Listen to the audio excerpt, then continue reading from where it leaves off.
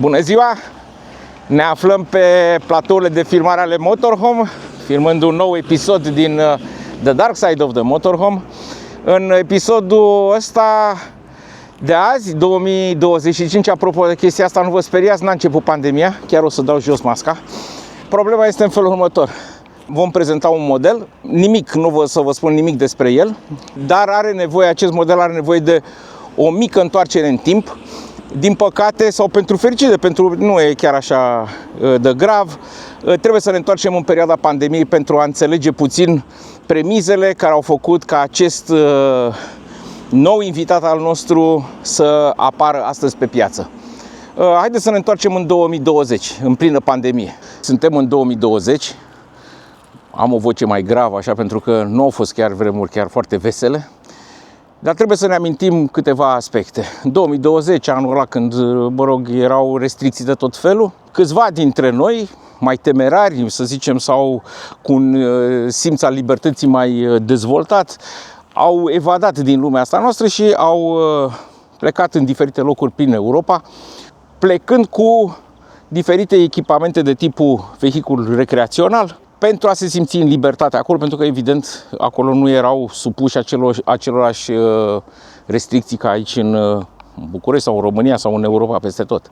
Acești temerari au postat diferite filmulețe, cum dânsii stăteau frumos pe o plajă, în Grecia, dau un exemplu, în Grecia, cu o mașină, la vremea respectivă, un van care l-aveau dânsii în curte pe acolo, un Ducato, ceva, au pus câteva lemne, nu știu ce, au trăiat o trapă, cumva, au făcut ceva simbolic. Nu le trebuia mai mult pentru a se manifesta libertatea ca idee. Nu are nevoie de mai mult inițial decât ceva minimalist, da? Dar filmările acelea au pătruns cu o rapiditate și cu o incizie foarte mare în public, astfel încât au creat vise tuturor. Foarte multă lume stătea acasă, bineînțeles, neavând nici altceva ce să facă afară din casă, nu putea să iasă, uita la televizor și vedea acești temerari care postau și erau foarte fericiți acolo unde erau și așa mai departe. Problema asta a creat un val care nu se aștepta nimeni la așa ceva, nu se așteptau producători, nu se aștepta absolut nimeni, evident, nici pandemia nu e un lucru obișnuit. Dar ce s-a întâmplat de fapt? Multă lume s-a visat în acea postură, s-a visat cu totul. S-a visat cu îmbrăcămintea cu care erau îmbrăcați aceia, s-a visat cu mâncarea pe care o mâncau aceia, s-a visat inclusiv cu vehiculul cu care erau acești temerari. Drept pentru care a apărut o nebunie pe piață, lumea a dat năvală, practic, peste dealeri, căutând ceva care să semene a ceea ce au văzut dânsii pe rețele de socializare special. Uite, ne aflăm în 2020, o să încerc să joc două roluri, unul al cetățeanului și unul al dealerului, în încercarea de a vă face să înțelegeți sau să rememorați ce s-a întâmplat atunci. Eu sunt un cetățean, am venit la un parc Benimar, în cazul ăsta, am venit să caut un camper. Nu prea știu foarte multe lucruri, eu am văzut câte ceva, am văzut un filmuleț, am văzut niște tineri care erau destul de hippie, așa stăteau pe o plajă, mi-a plăcut foarte mult, eu stăteam ca un fraier în casă, nu puteam să ies nicăieri nici până la alimentară, mi-a plăcut foarte mult. Ce puteți să-mi oferiți și mie, că totuși aș vrea, nu mai țin minte cum arăta mașina respectivă, era o mașină, dar era drăguță, era mică, era foarte drăguță. Dom'le, dealerul a zis, dom'le, avem aici tot.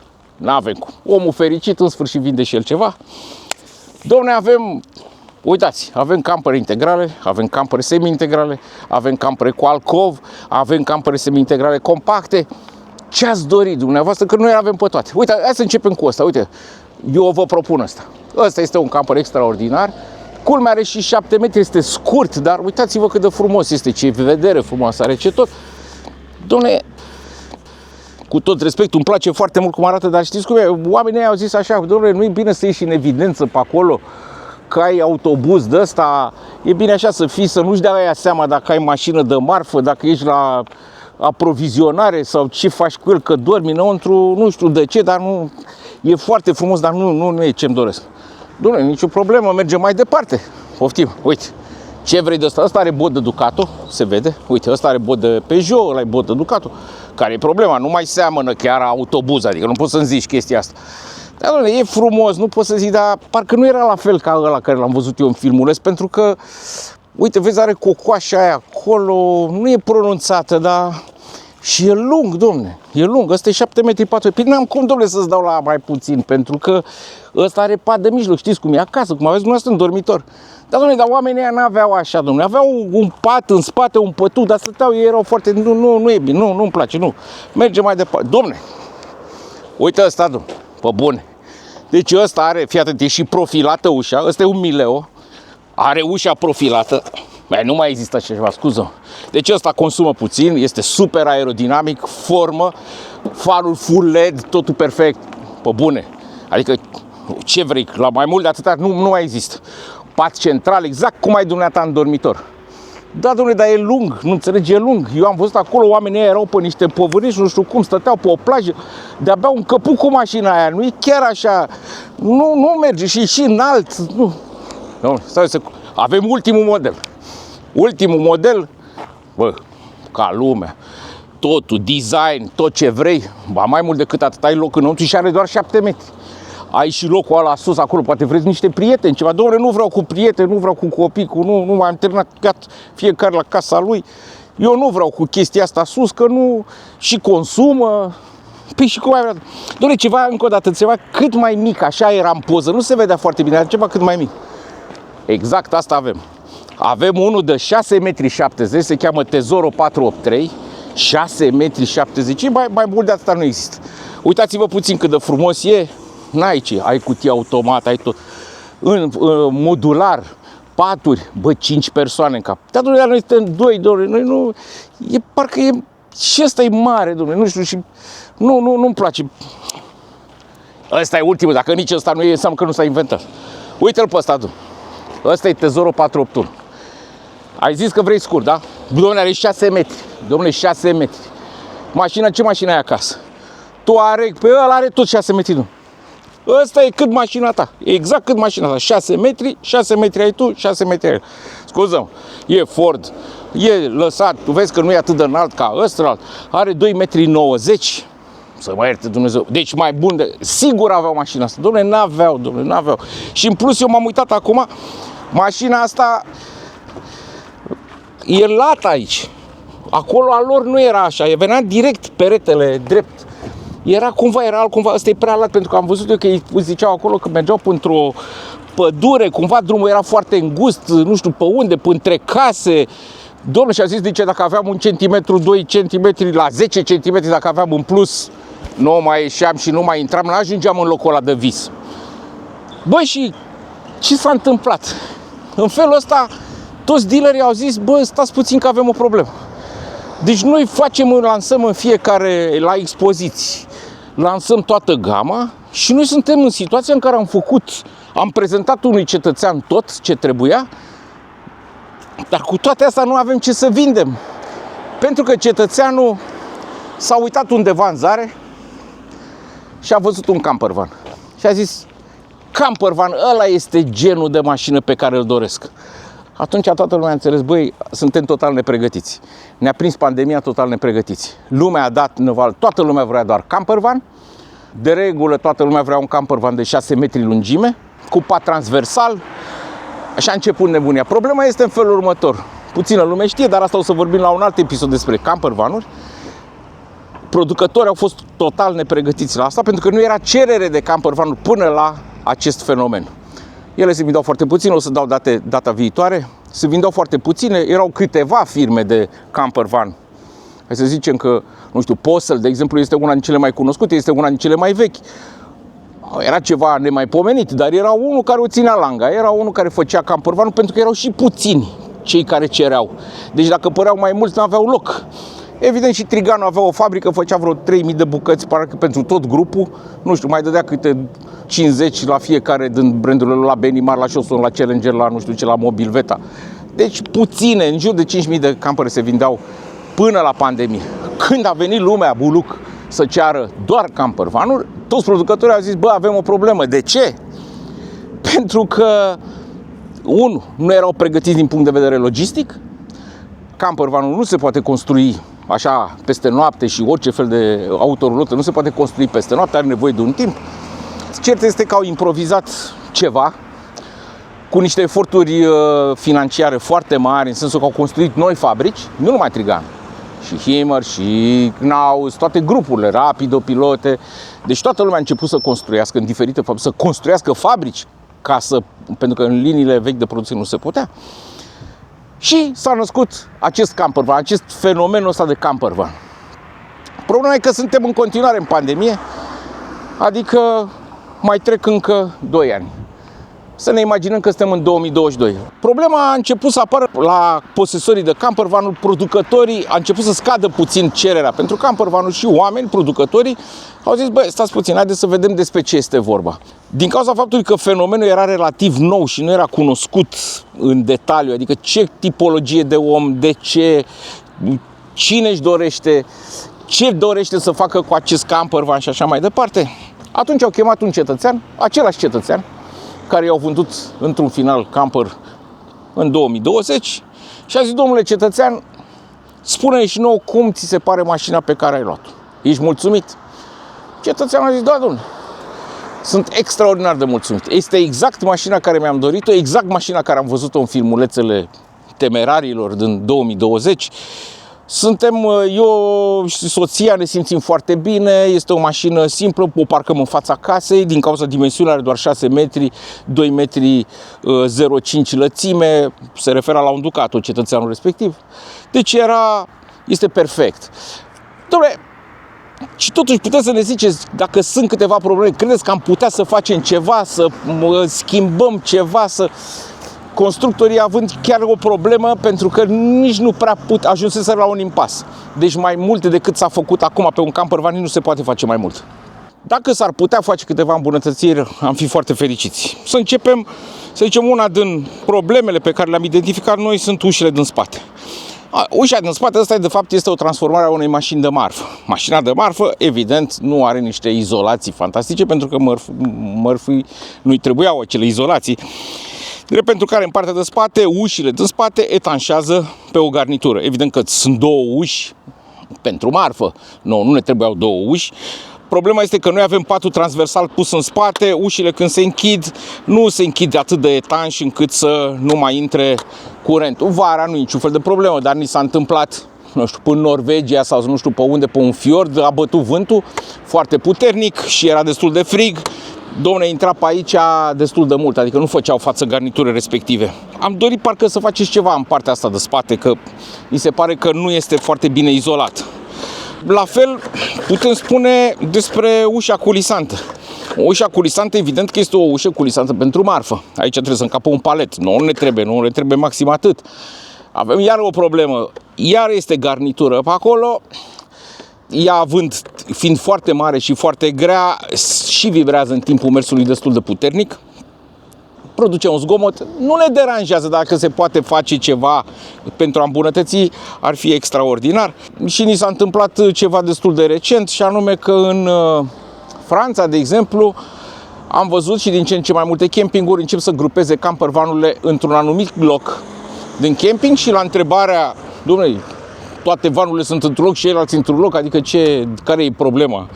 Evident că au zis că nu e vorba de discriminare, este vorba de deranjul pe care îl provoacă celorlalți ușa culisantă, mai ales dacă se scoală cineva la ora 7, la tine, la 2 metri de tine, ușa aceea face un zgomot destul de puternic. Ok? Nici eu nu m-am gândit, dar este un motiv, din cât am înțeles, este un motiv. Problema evidentă pe care o știe toată lumea care are campervan este problema izolației. La izolație nu se poate face o izolație foarte bună a unui campervan din cauza faptului că dacă mărești grosimea pereților la interior și așa nu ai loc înăuntru, atunci ți-ar lua și mai mult din loc, ceea ce duce la un disconfort până la urmă.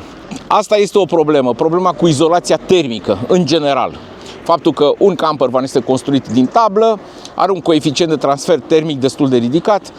Dacă se poate face ceva, bine. Dacă nu, asta este.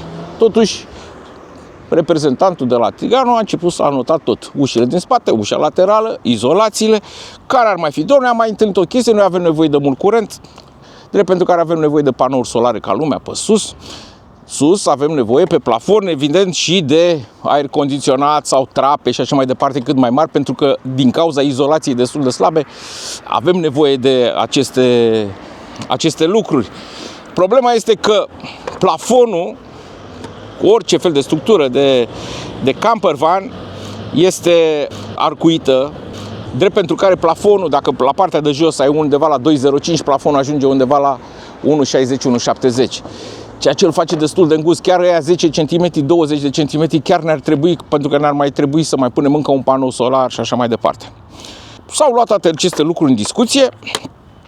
S-au mai uitat pe ușile din spate și au zis, bă, dacă tot vorbim de niște mici probleme, noi mergem cu bicicletele, dacă avem ușile în spate, trebuie să punem portbagajul, suportul de biciclete pe una din uși, că în altă parte nu avem cum. La început a fost un model nu prea fericit, care practic a limitat la în jur de 20 de kilograme sarcina, pentru că venea, de fapt, toată sarcina venea în balama, brațul forței era destul de mare, ceea ce provoca, să zicem, probleme în balamaua ușii posterioare. Ulterior s-au făcut niște suporturi de biciclete care au prinderea principală chiar pe balama, dar acolo vorbim deja de 1000, în jur de 1000 de euro, poate chiar mai mult. Dacă punem aici 1000 cu încă 1000, cu așa, s-ar putea să ajungem la alt preț decât la cel care ne-am gândit, mai ales că noi când ne-am gândit la un camper van să-l cumpărăm, noi ne-am gândit că am avea ceva care este relativ ieftin, este ușor de condus, este ușor de parcat, putem să mergem cu el, că am văzut în filmulețele temerarilor că s-au dus cu ele la mall, la supermarket, la peste tot.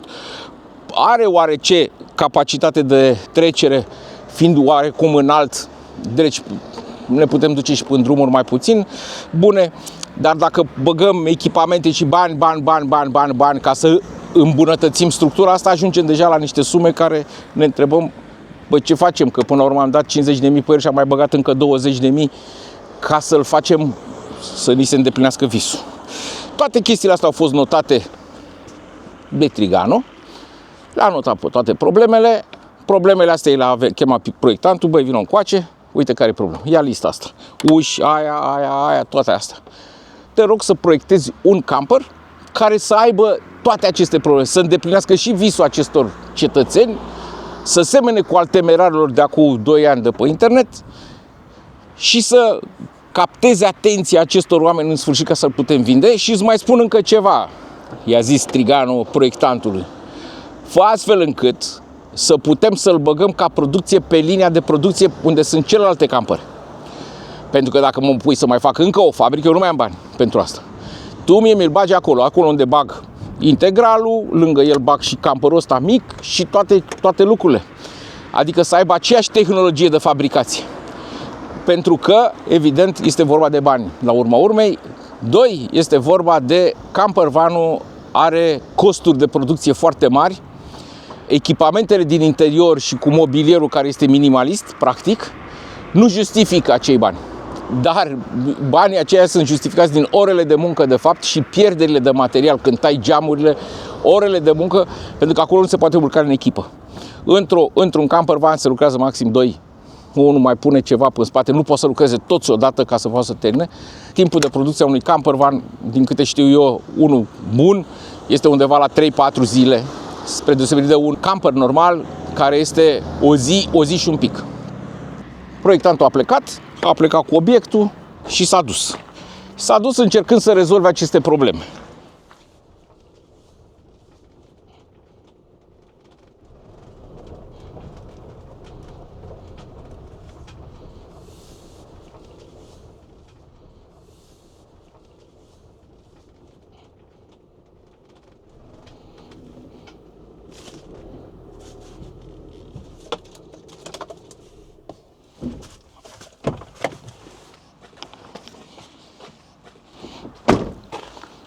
Deci ne-am întors în 2025 în sfârșit și dacă mai făceam încă 2 de asta, trebuia să ne întoarcem încă vreo 4 ani, erau alte țări, alte mărci, nu mai știam ce se întâmplă, Doamne ferește.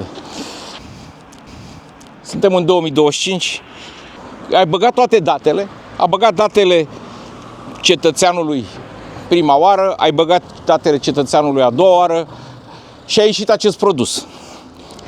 După cum vedem, avem un camper foarte scurt, și a îndeplinit condițiile. Haideți să o luăm de la început. Domnule, eu vreau să fie scurt, să fie ca un Ducat. Foarte bine. 6 metri. E bine? Da. Dar să nu fie ca ăla care avea 2,30. Nu nicio problemă. L-am făcut mai îngust. Am făcut aici, am mai făcut încă un centimetru față de 30 de centimetri cât era la 15 cm cât era la unul clasic. Aici încă 5 cm, pentru care camperul ăsta, în loc de 2,05 cât are Ducato, are 2,10. Deci nu e o problemă de 2 cm jumate, n-a spus nimeni chestia asta. Ca înălțime, un Ducato H2 are 2,65, ăsta are 2,75. Deci 10 cm este de fapt ca un Ducato H3. Nu a remarcat nimeni chestia asta, că ar fi vreo problemă între doi ca distanță, la gabarit vorbesc, acei 10 cm. La aerodinamică, pentru că spre deosebire de un camper clasic are acea parte proeminentă superioară, i-a făcut exact partea frontală ca la un van. De fapt, el din față de aici, dacă stai, el este exact un van. Nu are nimic deosebit, este foarte aerodinamic, pentru că unul din motivele pe care le-au spus cetățenii au fost că consumă foarte puțin. Da, consumă puțin pentru că nu are ruperi și coeficientul aerodinamic este foarte bun. Acest Tirteo 840 se încadrează în gama de vehicule de autorulote care se cheamă autorulote slim. Evident, nu este făcut doar de Benimar, cum am zis, el este făcut în tot grupul Trigano și nu numai atât, este făcut și de Himmer, evident nu același model, ideea de camper slim. Ba mai mult, foarte interesant este, de exemplu, eu știu, poate că și în altă parte, sunt campere Himmer făcute acum 7 sau 8 ani în această idee slim, dar evident că ele nu au prins ca nici campervanurile. Campervanurile nu au prins la momentul respectiv. Ele au prins de-abia acum. Conceptul este, să zicem, vechi, el este reîncălzit acum pentru că sunt noi condiții în care se poate aplica. Au fost luate rând pe rând problemele, să zicem, pe care sau mă rog, nemulțumiri sau ce vrei, cum vrei să le zici, pe care le-a dat cetățeanul, respectiv utilizator. În primul rând s-a renunțat la ușile din spate. Evident, nu avem de ce să le punem uși aici în spate, pentru că nu e de cărat marfă, e o mașină specială pentru pasageri. În schimb, oarecum am rezolvat problema bicicletelor, pentru că nu mai este neapărat nevoie să punem bicicletele pe suport de biciclete, deși se poate instala un suport exterior pe biciclete și care costă normal, adică, nu știu, 300 și ceva de euro. Deci nu mai e nevoie să-l punem pe ăla sau devine o opțiune. Ideea este că putem să băgăm bicicletele înăuntru, ceea ce este imposibil la un camper van, să pui bicicletele înăuntru și să poți să și dormi în același timp. După cum vedem, este în continuare țin să vorbesc că este vorba de un camper de 6 metri. La 6 metri să ai totuși un portbagaj atât de mare este remarcabil. Este dotat cu tot ce trebuie, are lumină, are ușile astea, deci este foarte la locul lui. Ba mai mult decât atât, Benimar a vrut să-i pună și sistemele de ancorare, evident, pentru biciclete. Mergem mai departe. Ușa de acces, evident, nu mai este o ușă foarte mare, nu avem de ce. Este o ușă de acces normală, da, care poate fi cu geam sau fără geam. Depinde, nu este un lucru atât de important, pentru că camperul fiind totuși de dimensiuni foarte mici, ai suprafață vetrată destul de mare aici în față, iar geamul de bucătărie, de fapt, ca și la un camper van, ai doar geam, doar pe ușa culisantă, nu ai și în altă parte, nici n-ar avea cum să ți-l pună. Proiectantul s-a gândit bine inclusiv la geamul de deasupra din pat, pentru că putem intui cu toții că patul se află deasupra portbagajului, pentru că, așa cum știm, la un camper de 6 metri nu ai unde să-i pui un alt geam în dreptul patului. De-abia la 6,36 m constructorii au putut să facă un geam, dacă nu mă înșel eu, un geam mic de 450 cu 350 sau ceva de genul ăsta, unul mic. În rest este păstrată caroseria de la un camper clasic. Spatele, nu am de comentat nimic, pentru că ăsta este un camper clasic. Bara și totul sunt identice, structura este la fel, sistemul de panouri sandwich este același. Destul de minimalist lucrat, o să zici, da, dar este corect pentru că el trebuie să aibă două lucruri în balanță. El trebuie să aibă asemănarea cu un camper van, care este mai mult decât evidentă, dar și bugetul. Deci, dacă un camper van normal costă în jur de 60 și ceva de mii, 65 de mii, 64 de mii, să zicem, din clasa medie, atenție, nu vorbesc de entry level, ăsta trebuia aici, undeva la nivelul ăsta să se ridice. Nu putea să se ducă mult mai sus pentru că ieșea din gamă. Geamurile sunt aceleași geamuri pe care le știm, care sunt cele mai scumpe geamuri, sunt Dometic Sights Deluxe. Restul echipamentelor pe care putem să le enunțăm aici sunt echipamentele care țin de Ford, dar o să vorbim puțin mai încolo despre ele. Aici vedem capacul de la boiler, asta înseamnă că are încălzire, apa caldă, funcționează, este de tipul boiler cu gaz. Am văzut și țeava de eșapament a instalației de căldură, care este Webasto Evo 40. Haideți să mergem puțin înăuntru să-l vedem așa ce se întâmplă.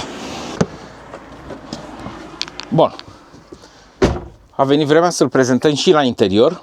După cum se poate vedea, cei care cunosc gama de camper van pot să-și dea seama că este identic sau aproape identic. Adică s-a păstrat ceea ce oamenii nu au zis că nu le-ar conveni. După cum am zis la început și o să repet, era vorba de ușile din spate, de garnituri, de izolație. Nu au spus nimic despre interior în partea de față. Toate campervanurile au aceeași masă, 2 scaune rotative. În plus, însă, putem vedea aici apariția acestui loc. Locul ăsta rezultă tocmai din faptul că camperul este mai lat cu 5 cm, da? Adică 2,05, ăsta are 2,10, 2,15 cu tot cu ornament, dar 2,10 are caroseria. Deci este cu 5 cm, drept pentru care a rezultat acest loc. Și o să-mi ziceți acum pe bună dreptate, toată lumea o să spună, stai, 5 cm, dar eu văd că aici e un loc de mult mai mult. Păi da. De ce? Pentru că sunt 5 cm în partea de jos. De fapt, el având pereții drepți, rezultă o distanță mult mai mare. Iar chestia asta, când o să venim aici, o să vă arăt, de fapt, unde venea caroseria unui van. Deci aici se termină caroseria unui van. Da? Și în partea asta se poate vedea, poate chiar și mai bine. Deci aici, practic, era peretele unui van. Deci, ce s-a întâmplat acolo? Avem undeva la 20 de centimetri, da? 20 de centimetri a câștigat în plus faptul că 20 de cm stânga, 20 de cm dreapta, prin faptul că pereții sunt drepți. Constructorul a zis, dacă tot avem locul ăsta așa, putem să punem aici încă un loc. Având ăștia 20 de centimetri, putem să-i mai punem și un dulap aici. Ok, într-un camper van până la urmă. Poți să pui 3, 4, 5 umerașe, niște locuri pentru diferite lucruri. Partea de față aici este absolut identică cu un camper van. Deci avem un dulap deasupra, nu? Masa și geamul din spatele scaunului șoferului. În partea opusă, vedem, deja începe să se schimbe puțin, pentru că nemai fiind ușa aceea culisantă care era foarte mare, au făcut o ușă clasică, care se închide cât se poate de onest. Și chiar asta mie și place, deși este într-un singur punct, mie chiar îmi place ușa asta. Mi se pare așa solidă, nu... Blatul de bucătărie, după cum observăm, merg în continuare pe diferențe, da, față de camper van. Atenție, față de camper van, nu față de alt tip de camper. Blatul la bucătărie și el este mai lat cu cel puțin 15 cm, astfel încât au putut să pună un aragaz mai mare și să ai și locul ăsta așa, precum și o chiuvetă. Și aici vă dați seama cel mai bine, pentru că la camper van, după cum se știe, chiuveta de la bucătărie e chiar o chiuvețică mică. În plus, față de asta, vezi, profunzimea dulapurilor este mare, tocmai din acești 20 de centimetri. Deci vă închipuiți cum ați avea un camper van, dulapul să fie cu încă 20 de centimetri mai profund, ceea ce este un lucru bun atunci când n-ai spațiu. În felul ăsta a putut să-ți spună și această extensie la masă, asta în cazul în care ți-ar trebui și o extensie aici. Acum putem spune că într-un camper, repet, de 6 metri, cu aceeași lățime ca un Ducato, cu o înălțime de Ducato H3, adică de 2,75, totuși ai o bucătărie care sunt multe campere normale care nu au bucătăria asta așa de mare. Deci, ăsta este un lucru bun. Îmi place ce a făcut proiectantul. Partea asta a ușii, după cum vedeți, a păstrat frigiderul, să zicem, oarecum clasic. Multe din campere, astăzi, din campere de 6 metri, au acest frigider. Este un frigider dometic cu ușă, cu deschidere în ambele părți, de 90 de litri, compresor. Nu au schimbat nimic aici, pentru că din moment ce se vinde un Ducato camper, un Ducato van cu frigiderul ăsta, nu avem de ce să-l schimbăm, au zis ei. Există, bineînțeles, și Ducato cu frigiderul mare de 140 de litri, tot compresor. Dar, mă rog, în cazul ăsta au menținut frigiderul de 90 de litri. Mergând mai departe, dimensiunea băii este dimensiunea, după cum se vede, este dimensiunea clasică a unei băi de camper van. Însă, iar remarc, acești 20 de centimetri pe care îi regăsim acolo și îi regăsim și aici, da? Atâta, practic, era lățimea unui băi de camper normal versus încă 20 de centimetri în plus, care deja ne dă impresia, și o să vedem acum înăuntru, că deja avem o baie deja bună, nu mai putem să spunem. Asta este o ușă care în timpul zilei chiar mă întrebai tu mai devreme, dom'le, nu zdrângăne? Bă, poate să zdrângăne, dar dacă ea trebuie să stea închisă. Deci dacă stă închisă, eu acum cât am mers pe drumurile astea, nu zdrângăne. Avem o toaletă mai mult decât respectabilă, în care chiar nu ai niciun fel de problemă, indiferent de gabarit. Bine, nu extra gabarit, dar un gabarit normal nu are niciun fel de problemă. Cât se poate civilizată, pentru că chiuveta este aici. În plus, eu totuși aș pune, în partea de jos, aș pune acel grilaj de lemn. Asta în special, dar asta e și la Ducato van, nu numai la ăsta, ca să protejezi, ca să uniformizezi apăsarea, forțele de apăsare pe caroserie, ca să eviți să se spargă cădița asta. Interesant este că, fiind peretele drept, aici e marea chestie. Bine, uite, vezi ce înseamnă 20 de centimetri în plus. 20 de centimetri, asta înseamnă că mai poate să-ți mai pună oriunde încă un loc de depozitare. Ceea ce era unul din lucrurile pe care le-a cerut cetățeanul în 2022, cum am arătat, nu avea loc de depozitare. Dușul este mai mult decât generos. Deci chiar nu ai o problemă. Pentru un camper, repet, un camper de 6 metri. Ai ușa asta, mie mi se pare chiar foarte bun. Deci nu ai niciun fel de... Aici ai iar foarte multe locuri de depozitare. Evident că întrebarea, la noi mai ales, este pusă: dom'le, dar asta nu se strică. Dom'le, e un lucru atât de simplu. E un pivot aici, este o bucată de plastic nenorocit, unul sus și unul jos, și această piesă. Deci nu are ce să se strice. Ba mai mult decât atât, totuși, dacă în timpul mersului tu l-ai blocat aici, el nu mai are cum să plece, nu are ce să se întâmple. Discuția este în felul următor. Bineînțeles, da, dom'le, dar știi, eu mă duc pe munte, pe niște bolovani. Dacă ți iei bolovani, ia-ți un camper de ăla de bolovani, adică n-ai cum să mergi cu chestia asta și cu niciun fel de altă chestie, nu mai zice, Himmer, Mele, nu știu, dom'le, îl faci la fel bucăți. Pentru că nu sunt, camperele astea nu sunt făcute pentru bolovani. Astea sunt făcute pentru drumuri cât de cât în regulă, poate să fie neasfaltate, dar să fie cât de cât în regulă, pentru că off-road înseamnă cu totul și cu totul altceva decât un drum, să zicem, cu o pantă mai abruptă sau ceva de genul ăsta. Off-road înseamnă, sunt niște solicitări pe care caroseriile nu și le pot permite. Cum am terminat cu baia, bucătăria, după cum am spus, are dulapuri foarte profunde, da? Adică chiar poți să pui foarte multe lucruri înăuntru. Vezi, peste tot unde au putut să facă ceva, au făcut. În locul de bagaj, pentru că chiar avem o problemă cu bagajul la un camper. I-a făcut acest Jolly, parcă se cheamă, care este mai mult decât generos, este uriaș aici. Și a găsit locul chiar foarte bine. Și în partea opusă avem încă un loc de depozitare foarte bun, precum și, rezultând atâtea locuri, dacă ridicăm aici patul, pentru că are o extensie tocmai ca să vezi, peste tot a făcut tot felul de locuri de depozitare, în fel și fel de poziții și în fel de colțuri, astfel încât să ai cât mai mult în loc de depozitare, ceea ce este important. Acum, patul este un pat similar cu cel al unui camper van, adică are 2 metri lungime, da? Cu 1,40 lățime. La picioare este 1,30. Deci este absolut comod pentru 2 persoane. Mai mult decât atât, are și geam, cum am arătat, în partea opusă și are și trapă de 40 cu 40. Da. Dulapurile din spate, iar sunt dulapuri generoase și o să vă arăt imediat. Problema este că oricine vede chestia asta, bun, dar cum ne suim în pat? Pentru că dacă trebuie să vă sui cu scară, vezi bine, eu totuși la un campervan nu mă sui cu scară în campervan.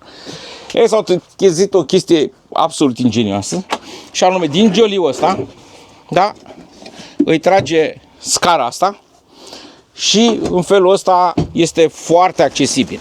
Deci n-ai niciun fel de problemă. Ba mai mult decât atât, zici, Doamne, dar noaptea când mă dau jos, nu e adevărat. El fiind pus chiar în situația asta, deci când te dai jos noaptea, picioarele, fără să vezi, îți calcă aici, da? Deci tu n-ai cum să calci în altă parte, da? Deci este un lucru foarte bun. Iar acum, dacă vrem să vorbim despre paturile despre locul, dulapurile astea sunt chiar dulapuri. Adică sunt dulapuri, nu știu, aici probabil nu am măsura, dar sunt, cred că, în jur de 30, 25, cel puțin 25 de centimetri profunzime, ceea ce este iar un lucru foarte bun. Evident, la Benimar, la clasa lui, toate dulapurile sunt soft close. Avem toate componentele unui campervan, dar toate sunt îmbunătățite, ceea ce la un campervan nu mai poți să îmbunătățești acum pentru că necesită spațiu, iar spațiu nu ți-l poate da nimeni la un campervan. La un camper care se construiește clasic, acolo tu poți să mărești un pic lățimea cu 2 cm, 10 cm, mai în spate, mai așa, astfel încât să te poți descurca mult mai bine. Campervanul este el fiind de fapt o singură mașină și transformată, tu nu poți să o lățești, tu nu prea să-i faci prea multe lucruri. S-au încercat. Globe Traveler, de exemplu, care a făcut, tot probabil că pe același cetățean l-a auzit cu ușile din spate, a venit cu un capac, a desfăcut ușile din spate și a venit cu un capac mare în partea de spate, tocmai ca să rezolve problema aia. L-a și mărit puțin cu vreo 10 cm și a rezolvat și problema de izolație pe garniturile ușilor din spate. Deci se încearcă, dar nu poți prea mult. Acum, ce se întâmplă? Că tot vorbim acum de caroserie și așa mai departe. De fapt, plăcerea de a conduce un campervan vine din faptul că, și puțină lume știe, eu ca absolvent de transporturi, chiar și, cred că prima generație care a făcut ca specializare caroserie auto, evident pe vremea respectivă nu exista și meseria, doar specializarea. Meseria de carosier auto nu s-a inventat. Bineînțeles că știam cu toții că la o Dacia n-ai ce să mai carosezi, că s-a carosat deja. Caroseria unui Ducato este o caroserie autoportantă, unui Ducato van. Este caroserie autoportantă. Ce înseamnă caroserie autoportantă? Asta înseamnă că este pe înțelesul tuturor, ăsta este un tot unitar. Caroseria la un camper auto, la o structură autoportantă, este un tot unitar, cum și la Ducato. Mai există și campere clasice care nu sunt caroserii autoportante, ci sunt semiportante. De ce? Pentru că partea din spate, care de fapt este un cub sau cum vrei să, e o construcție auxiliară, este pusă pe un șasiu legată în buloane de șasiul respectiv, astfel încât se creează inevitabil o mișcare între șasiu și celelalte elemente. Din cauza asta este semiportant, nu este autoportant. Din cauza asta, cei mai mulți care își doresc un campervan, foarte mulți, asimilează stilul de conducere cu stilul de conducere a unei mașini clasice de acasă. Pentru că forțele se transmit în aceeași fel. Spre deosebire de un camper normal în care forțele sunt mai degrabă, indiferent de dimensiune, atenție, forțele sunt mai mult similare cu acelea unei mașini de marfă de tip camion. Bine, evident, păstrând proporțiile. Acum, cu cât o mașină este mai scurtă, cum este și asta, forțele respective nu se mai simt atât de puternic. Din cauza asta, constructorii încearcă să propună publicului această gamă de mașini care se cheamă Slim la un preț comparabil cu cel al unui camper van. Mai precis, acest camper, un Irteo 840, prețul de listă este undeva la 60.000, dacă nu mă înșel, 60.000 de euro cu TVA, atenție. Mașina pe care o prezentăm noi are și două opțiuni, adică are un motor Ford de 170 de cai față de 130 de cai cât este un motor standard. Mie mi-a plăcut să o comand așa pentru că asta îndeplinește condiția ce a spus cetățeanul când a cerut, și anume că vrea să meargă cu viteză ca cu orice fel de altă mașină. Ei bine, cu mașina asta la 6 metri, cu motor de 170 de cai, credeți-mă, este rachetă. Adică chiar este rachetă. Poți să mergi cu 150 la oră fără niciun fel de problemă. Nu se simte nimic în ea. Și mai are un pachet care se cheamă Progress, care pachetul Progress practic include regulamentul pentru siguranța circulației, care a intrat în vigoare de la 1 septembrie 2024, dar care nu se aplică obligatoriu la mașinile astea, la mașini de marfă și la mașini, s-a aplicat direct pentru autoturisme.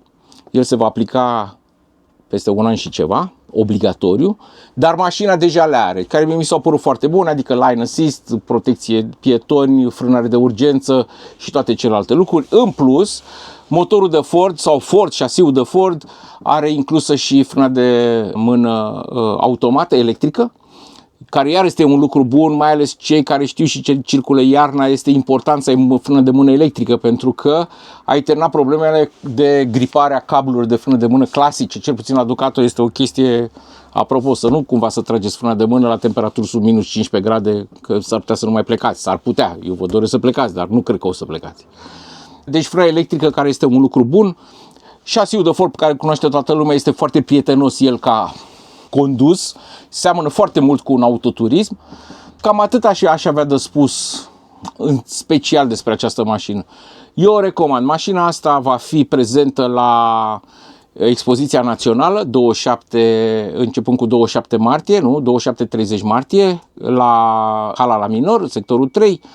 Pentru expoziție, mașina asta va avea un preț special de 63.800 cu opțiunile respective. Deci un 63.800 versus 65.000 cât ar costa cu toate opțiunile. Vorbesc acum cu TVA inclus, iar această reducere de 2.000 de euro vine în cadrul unei promoții pe care o face Benimar, se cheamă Benny Days, care s-a aplicat de fapt în Occident undeva în luna septembrie. Noi, neavând expoziție în septembrie, o aplicăm în luna asta. Deci este o reducere de 2.000 de euro substanțială, astfel încât mașina pe care o vedem noi acum, repet, se va vinde cu 63.000 și vreo 500. Un preț mi se pare absolut accesibil și foarte bun față de ceea ce oferă raportul preț-calitate.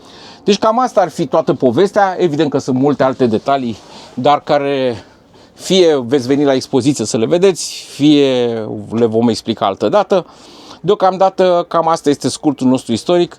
Oricum ne vedem cât mai curând, probabil, ca să-l arătăm chiar vanul, să vedem ce se întâmplă cu vanul. Atenție, nu este un meci van anti-van, este vorba de toate sunt mașini, toate sunt foarte bune, unele au ceva în plus, altele au ceva în minus. Ceau, pa, vă las!